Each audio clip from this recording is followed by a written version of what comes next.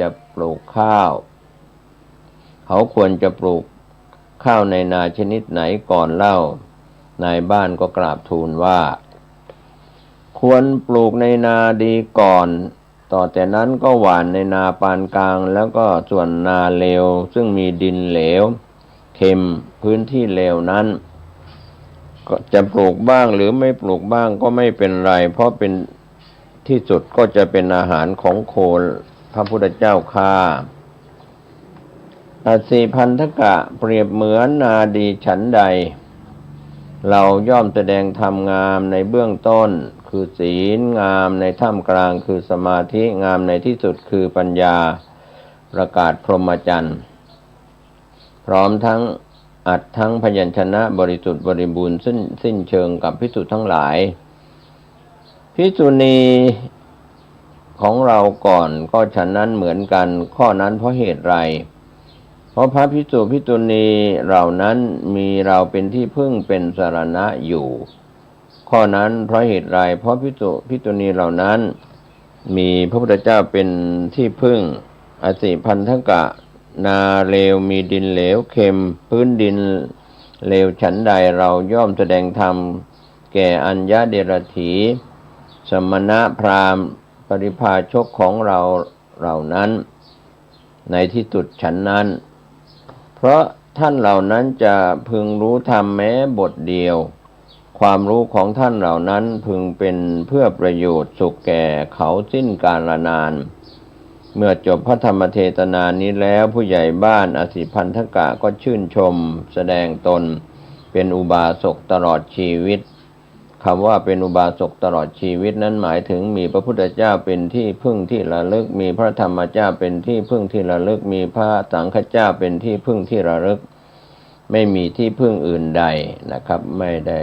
นอกไปจากพระรัตนตรัยก็มีเรื่องเล่าในยุคสมัยพุทธกาลเหตุที่ห้ามพระดื่มสุราก็มีเรื่องราวเกิดขึ้นในสมัยพุทธกาลมาเปรียบเทียบกับพระที่ดื่มสุราในปัจจุบันในสมัยพุทธกาลพระพุทธเจ้าประทับอยู่ที่เจติยชนบทแห่งหนึ่งในระหว่างเสด็จจาริกไปยังตำบลบ้านรั้วงามท่ามะม่วงครั้งนั้นพระสาคตะได้เดินทางไปยังท่ามะม่วงแวะที่อาสมของชดินเข้าไปพักในโรงบูชาไฟของพวกชดิน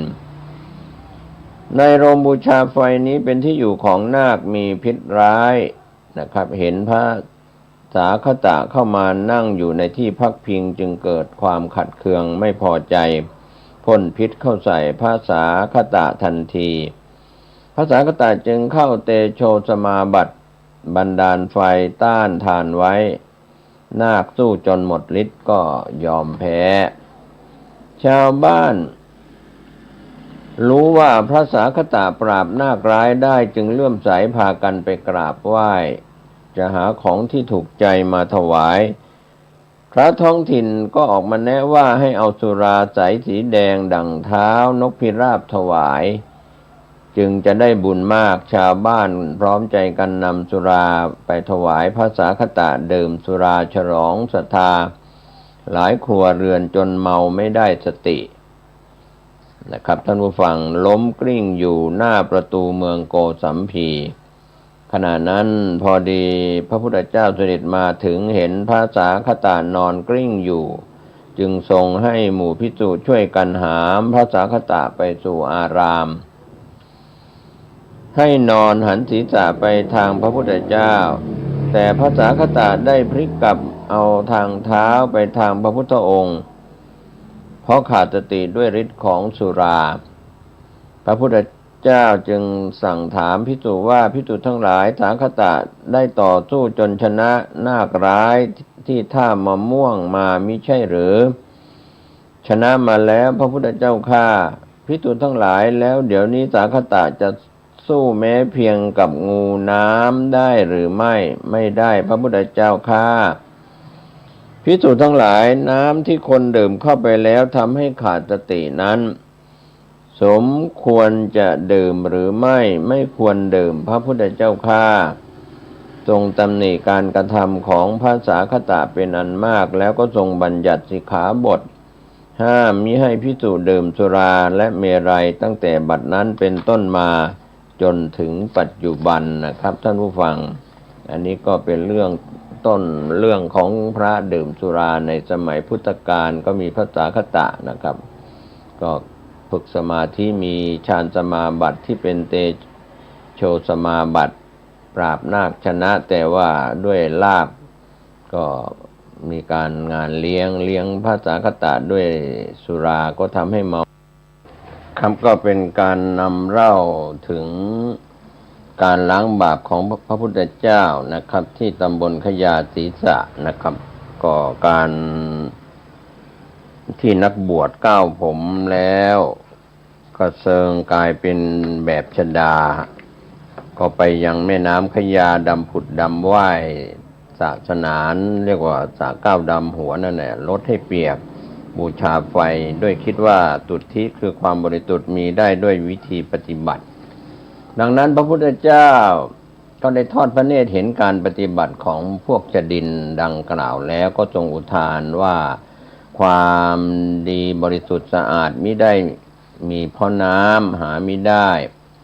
เพราะชนก็อาบน้ำกันมากสัจจะและธรรมะมีในผู้ใดผู้นั้นเป็นคนสะอาดเป็นพราหมณ์คือคนดี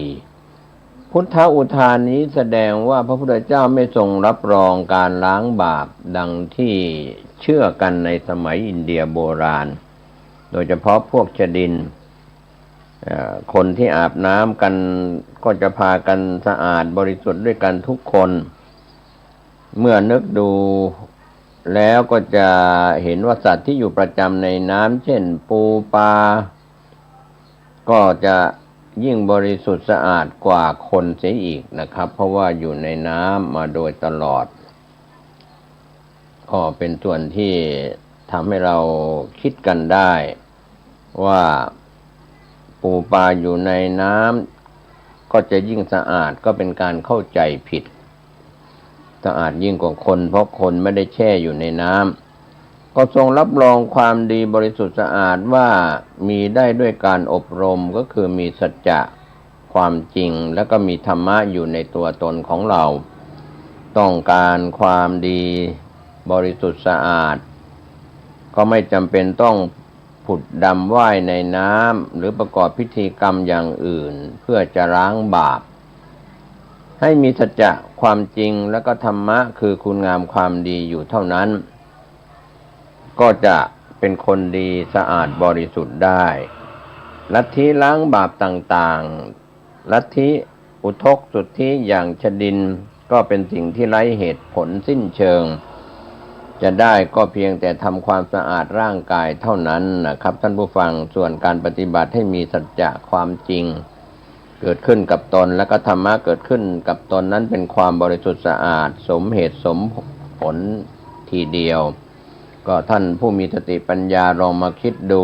ถึงคนที่ได้ชื่อว่าเป็นคนดีบริสุทธิ์สะอาดทุกคนก็จะได้พบว่าเขามีสัจจะและก็มีธรรมะตามฐานานุรูปด้วยกันทุกคนทุกรูปทุกนามเช่นเดียวกันพวกชดินนะครับท่านผู้ฟังพระพุทธเจ้าได้ทอดพระเนตรเห็นผู้ที่นับถือลัทธิวิธีล้างบาปต่างๆในสมัยนั้นก็ได้ชื่อว่าเป็นคนดีบริสุทธิ์สะอาดก็เพราะมีสัจจะและธรรมะต่างหากถ้าไร้สัจจะและธรรมะเสียแล้วก็จะกลายเป็นคนชั่วคนเลวคนทรามคิดคดทรยศได้ต่อทุกๆคนแม้แต่ศาสดาผู้ที่มีพระคุณของตนจะประกอบกรรมพิธีล้างบาปสักเท่าไหร่ก็ไม่สำเร็จได้นะครับพวกเดียวกันนั่นแหละเป็นผู้บอกเลิกถ้าล้างบาปได้จริงแล้วก็จะต้องล้างบาปของคนไร้สัจจะและธรรมะดังกล่าวได้โดยไม่ต้องมีข้อยกเว้นเลยนี่ก็ชี้สอนให้คนหรือว่าสัตว์โลกที่เป็นพระบุคคลควรที่จะได้บรรลุธรรมนะครับท่านผู้ฟังต้องมีสัจจะความจริงกายจริงใจจริงด้วยคำพูดคนที่คิดแล้วพูดแล้วทำได้ไม่จริงทำไม่จริงพูดไม่จริง คิดแล้วก็ไม่สามารถจะทำได้นี่แหละไม่มีสัจจะเมื่อไม่มีสัจจะก็ไม่มีธรรมะการประพฤติปฏิบัติก็ต้องลงมือประพฤติปฏิบัติด้วยตัวตนของตัวท่านเองสัจจะจึงเป็นบารมีที่เรียกว่าสัจจะบารมีด้วยจะคบค้าสมาคมสักกี่ร้อยคนพันคนก็ไม่สำคัญดูว่าเขามีสัจจะไหมอะไรทำนองนั้นก็เราก็ไม่อยากจะวิพากษ์วิจารณ์นักการเมืองในไทยหรือต่างประเทศในยุคปัจจุบันไม่มีสัจจะก็ไม่มีธรรมะเรียกว่าไม่มีสัจจะในหมู่โจรนั่นเขาเป็นโจรเขาก็ไม่มีธรรมะแต่ว่าไม่มีสัจจะในหมู่นักการเมืองก็ถือว่าเป็นนักการเมืองที่ไม่น่าเชื่อถือไม่น่าเป็นตัวแทนของประชาชนก็เป็นประชาธิปไตยอะไรไม่ได้เต็มใบไม่ได้เป็นเรียกว่าปลอมปนแบบไม่สะอาดก็ถือว่าเป็นเรื่องยากอยู่เหมือนกันนะครับเพราะว่าจะหานักการเมืองที่จะเป็นงูเห่างูจงอางหรือไม่เป็นจะเรียกว่าอ่อนน้อมถ่อมตนมีสัจจะความจริงพูดอะไรไว้กับประชาชนในสมัยหาเสียงเมื่อเข้าไปเป็นผู้แทนแล้วก็ทำไม่ได้ตามคำพูดที่ให้การรับปากไว้ก็นักการเมืองหรือนักข่าวสายการเมืองอย่างเช่นผู้ดำเนินรายการที่ในหลายปีที่ผ่านมาทำข่าวสายการเมืองก็เห็นนักการเมืองทั้งท้องถิ่นทั้งที่เป็นสทสจสสสวอะไรต่างๆก็ไม่ค่อยจะมีสัจจะเชื่อถืออะไรไม่ค่อยได้วันนี้รับปากประชาชนต่อหน้าสื่อมวลชนให้สัมภาษณ์อย่างนั้นอย่างนี้พอเวลาได้เข้าไปทำหน้าที่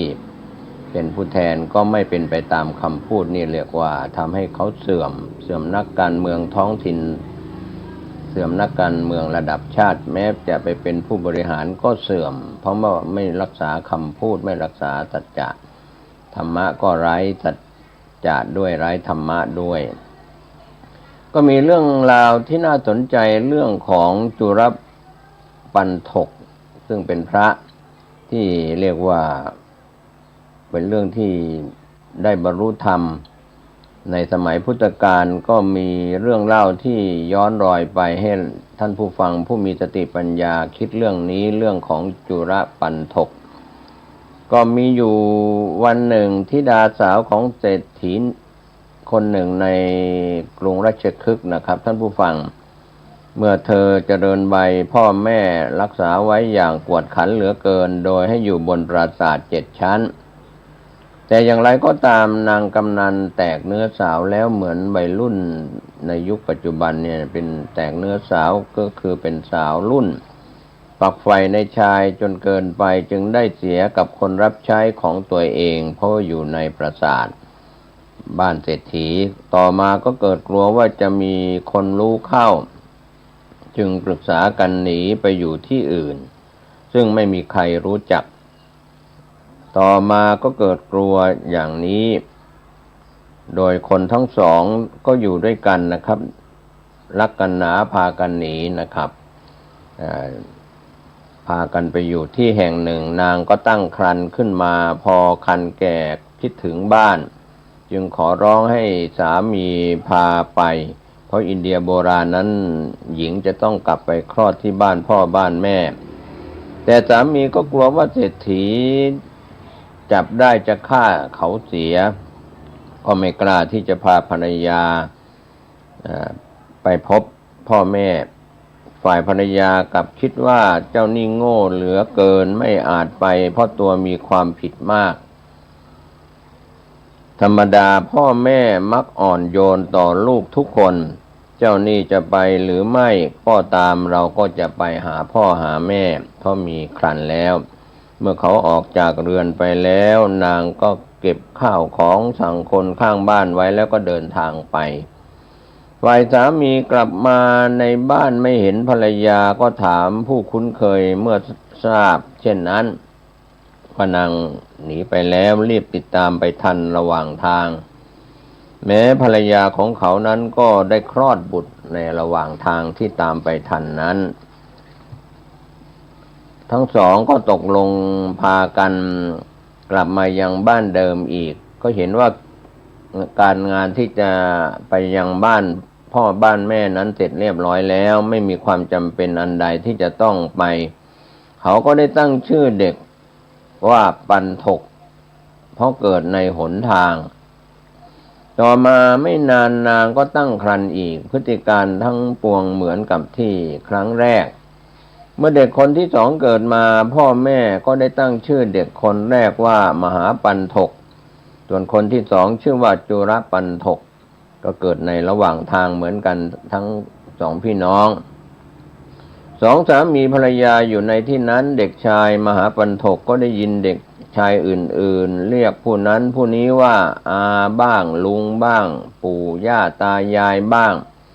ก็ไปถามพ่อแม่ไปถามแม่ว่าแม่เด็กคนอื่นๆเรียกคนนั้นว่าปู่เรียกคนนี้ว่าย่าพวกญาติของเราไม่มีบ้างหรือพวกญาติของเราในที่นี้ไม่มีลูกมารดาตอบแต่ตาของพวกเจ้าชื่อธนเศรษฐีอยู่ในพระนครราชคฤห์พวกญาติของเราเป็นอันมากก็อยู่ในที่นั้นทำไมพวกเราจึงไม่ไปที่นั้นเล่าถามแม่นะครับเด็กน้อยถามด้วยความสนใจและก็สงสัยนางก็ไม่สามารถจะตอบลูกชายอย่างไรเมื่อลูกชายทั้งสองพากันรบเร้าหนักเข้าจึงบอกกับสามีว่าเด็กลูกๆเหล่านี้กวนใจฉันเหลือเกินพ่อแม่เห็นพวกเราแล้วจะกินเนื้อเทียวหรือมาเถิดบัดนี้เราจะพาพวกเด็กไปหาตายายฉันไม่อาจจะเข้าหน้าได้แต่จะพาเจ้าไปได้สามีตอบแล้วสองสามีภรรยาก็พาเด็กทั้งสองไปสู่พระนครราชคฤห์ตามลำดับพักอยู่ที่ศาลาหลังหนึ่งริมประตูเมืองมารดาของเด็กพาเด็กสองคนไปแล้วก็สั่งให้บอกแก่พ่อแม่ฝ่ายเศรษฐีได้ยินข่าวเช่นนั้นฉันไม่สามารถจะเห็นคนเหล่านั้นได้ขอให้เขาเอาทรัพย์ประมาณเท่านี้ไปสู่สถานที่ผาสุกเลี้ยงชีพกันเถิดแต่จงส่งเด็กทั้งสองมาให้ฉันอันนี้ความเป็นตาเป็นยายนะก็รักหลานรักลูกรักหลานสองสามีภรรยารับทรัพย์ที่ท่านทั้งสองส่งมาให้แล้วก็มอบเด็กทั้งสองให้กับคนใช้ที่มาส่งเงินนั้นเด็กทั้งสองได้เจริญวัยอยู่ในตระกูลของตายายต่อมามหาปันถกไปฟังธรรมของพระพุทธองค์กับตาอยู่เสมอเมื่อเขาไปสำนักพระพุทธเจ้าเป็นนิจจิตก็น้อมไปสู่การบรรพชาเขาจึงขออนุญาตกับตาเพื่อจะบวชในพระพุทธศาสนาตาก็อนุญาตโดยดีเมื่อเธอไปบวชแล้วเจริญกรรมฐานก็บรรลุเป็นพระอรหันต์ท่านให้เวลาล่วงไปด้วยความสุขในฌานมหาปันถกนะครับแล้วก็ความสุขเกิดแต่ผลก็คิดว่าเราอาจให้ความสุขนี้แก่จุรปันถกผู้น้องหรือไม่ภายหลังก็ได้ไปสู่สำนักของเศรษฐีผู้เป็นตาแล้วขอให้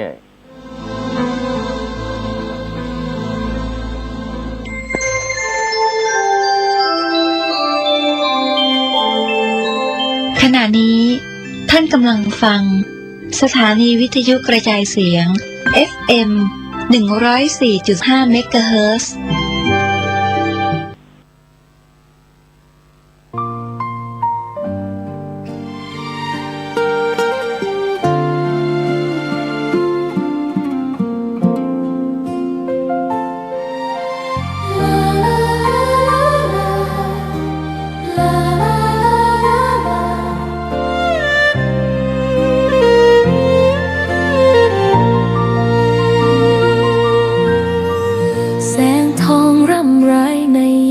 อุตสายังเห็นพระเมตตาอยู่ทุกแห่งหนน้ำพระทัยฉโลมใจคนทั่วพื้นแผ่นดินยังอบอุ่นรอยยิ้มพระพักตร์ยังส่องแสง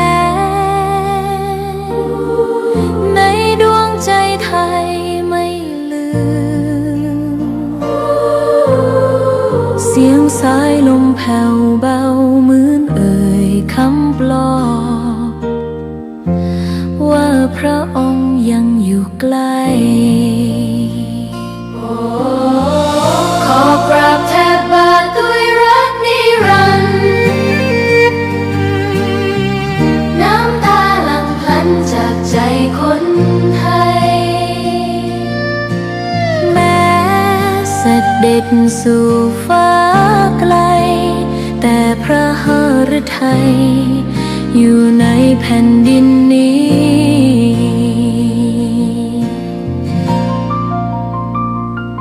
สวนดอกไม้ยังบานดังวันเก่าราวกับเจ้าดอกไม้รู้ว่าพระองค์จากไปแต่กลิ่นหอมยังพัดผ่านใจให้ระลึกถึงพระเมตตาแผ่นดินนี้ยังส่องสว่างด้วยพระคุณอันยิ่งใหญ่ขอเดินตามรอยเท้าแห่งพระแม่ไปถือเอาเป็นที่พึ่งด้วยศรัทธาไม่เสื่อม ครั้งที่5ปัจจัยที่5นั้นเป็นสิ่งกระตุ้นใจครั้งที่6นี่เป็นสิ่งที่ทำให้แน่ใจ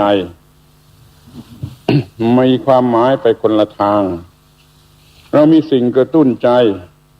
ให้จิตใจอิ่มเอิบเบิกบาน ส่วนสิ่งที่กระทำให้แน่ใจนี้ทำให้จิตใจตั้งมั่น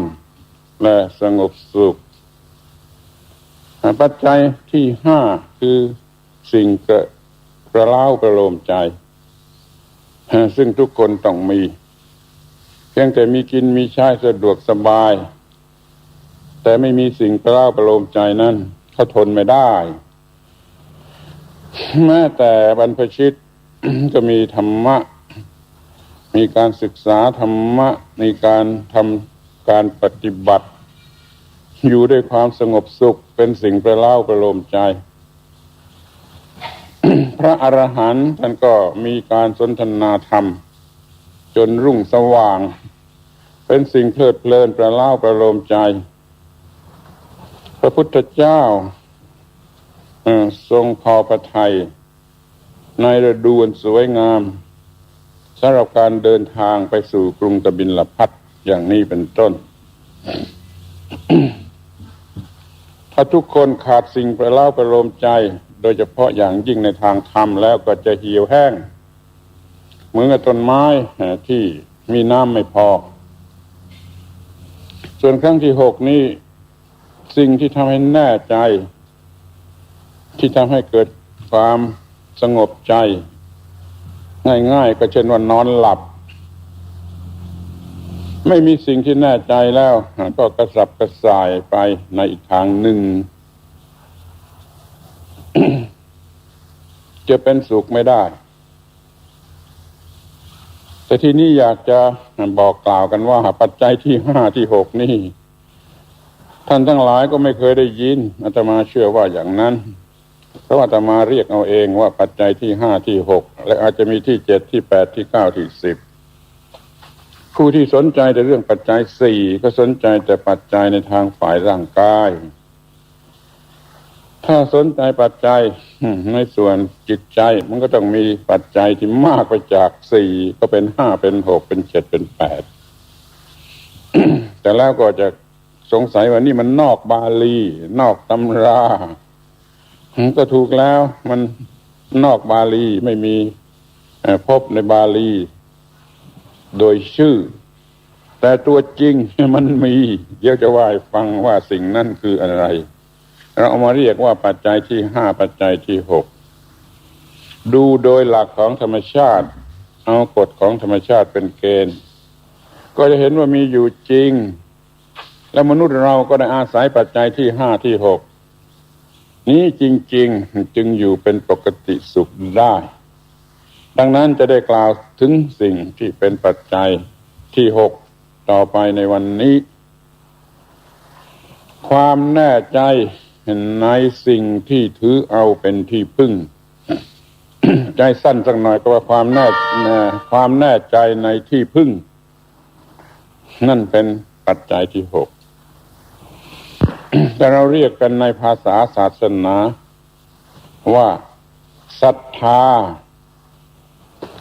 แปลว่าความเชื่อในสิ่งซึ่งถือเอาเป็นที่พึ่งความแน่ใจ